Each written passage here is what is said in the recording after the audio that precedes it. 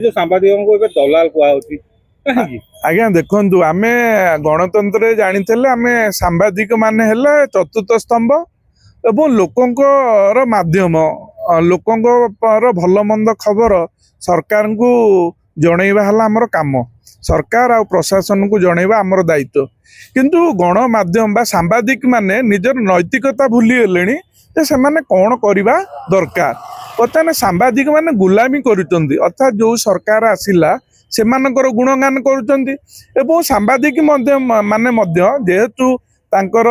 सम्मान नाही सुरक्षा नाही अधिकार नाही सरकार से भली व्यवस्था करना सांबादिक मानू सांबादिक को आज पर्यटन चिन्हट कर पारे सारा ओडिशा आपण सारा विश्व देखु सबू गणा हो पारुची पक्षी गणा हो पारुची आकाश तारा गणा हो पारुची किंतु सांबादिक गणा हो पारु नाही कहीं सांबादिक जाति बा सांबादिक भाई माने जो भली एकाठी हवा कथा सम्मान सुरक्षा अधिकार पे लड़िया कथा एमाने विभिन्न स्तर रे भाग भाग आगुरु तो कुआ नथिला एबे काई कुआ हला नहीं आगे सुनंतु आगे जे तो गणा ही नथिले आगे भी किंतु कुआ नथिला सम्मान दिया होतला काहे कि एबे काहे कि एबे गणा हला ने असुविधा को हला एबे काहे दलाल कुआ होती सेबे काहे कुआ न नहीं देखंतु आगे छापा और वैद्युतिक गणमाध्यम थिला एबे वर्तमान सामाजिक गणमाध्यम ट्रोल करा जाउछ जो छापा वैद्युतिक गणमाध्यम सीमित सांबादिक माने काम करुथिले एबे सामाजिक गणमाध्यम जने अण स्वीकृति प्राप्त से माने सांबादिक नुह से माने नकली सांबादिक किंतु जेहेतु भॉइस रेज करिवार क्षमता गोटे सामाजिक गणमाध्यम रही गोटे घरे लोक ब्लॉग बन पारुची गोटे घरे स्त्री लोक रील्स बन पारुची घरे गोटे बेकार युवक ब्लॉग बन रोजगार कर पारुची तेणुक जेहेतु सामाजिक गणमाध्यम गोटे आमे जोटा कहू राइट टू स्पीच जो अधिकार थाए गोटे सांबादिकर स्वतंत्र अधिकार थिला सरकार को प्रश्न कर सरकार नहीं लोक खबर दब जो गोटे थिला तार जेहेतु विधिवत व्यवस्था सरकार रखिलेनी तापर पर जुग सहित ताल दे जो सामाजिक गणमाध्यम प्रवेश है अण सांबादिक माने जो माने आपन देखिए मोबाइल दुकानी वाला आसिक मोबाइल धरी आपन देखिए ग्यारेज वाला आसिक सांबादिक धरी आप गैस दुकान देइथिबा लोक देइछि महाराणा काठ काम करुथिबा लोक ड्राइवर लोक आपण जो सामाजिक गणमाध्यम एते अणसांबादिक ना धाड़िए स्पेलिंग लिखिपारे ना सांबादिकता ज्ञान अच्छी ना वृत्ति रे से सांबादिक ना डिग्री पाई ना सांबादिकतार अनुभूति अभिज्ञता पाखे अच्छी किंतु जेहेतु सरकार कौन कटकणा जारी करूना तेणुक एमाने मागिबा आउ एमाने धमकेइबा डरईकिरी लोक पैसा ना जेहेतु अभ्यास परिगला तेणुक छापा और वैद्युतिक गणमाध्यम सांबादिक मान भी बदनाम होती आपड़ देखुं विभिन्न सोशल मीडिया रे जेहेतु जो लोकटी भल कही पारला टाउट्री पाठ पढ़ी डिग्री भी हासिल करना लोक डॉक्टरेट मारिकी बुलू सांबादिकता करना किंतु से अन्य सांबादिक उपर आक्षेप करुँच तेणुक ये अण सांबादिक मानकर राज बेसी चलला जो मैंने पाठ घर शूनु एवं आपण हसई दिखे मात्रा जी साहित्य पचारे गणित पचारे आसोनी किंतु जेहेतु सरकार कौन कटकणा कले सांबादिक चिन्हट कले एमाने अणप्रवेश करी टोटाल सामाजिक परिवेशटा को नष्ट कर सारे सकाळु संध्या केवल चांदा आदाय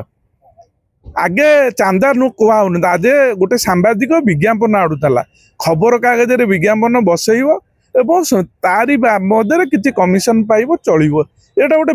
व्यवस्थित व्यवस्था सरकार किंतु एबे तो आउ से आवश्यक पड़ुनी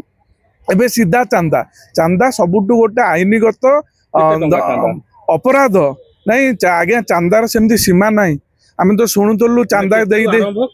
आज्ञा आम शुणुलु चांदा लोक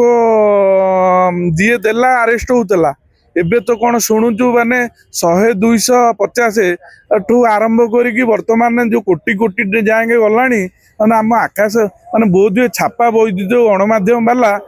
जीवन जातक 50 वर्ष सांबादिकता करी ना पेंशन पाइले ना सांबादिक भाई गणागला ना परिवार से भल चल पारे किंतु एबे जो सामाजिक गणमाध्यम जो आसिकी से माने निजक सांबादिक परिचय देकी जो कोटी कोटी गाड़ी घोड़ा बैंक वाला मैंने सांघातिक कथा